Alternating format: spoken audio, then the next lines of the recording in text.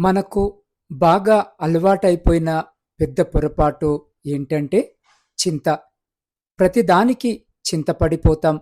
అప్పులు తీరడం లేదు అని, సరైన ఉద్యోగము లేదని, ఉన్న ఉద్యోగములో మనశ్శాంతి లేదని, పెళ్లి కాలేదని, వివాహ బంధములో సుఖ సంతోషాలు లేవని, మంచి చదువు లేదని, చదువు ఉన్నా లాభము లేదని, ఇలా ఎన్నో.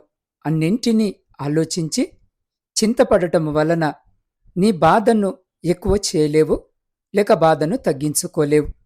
నీకున్న బాధను ఎక్కువ తక్కువలు చేయలేని నీవు దానికోసం ఎందుకు చింతపడటం?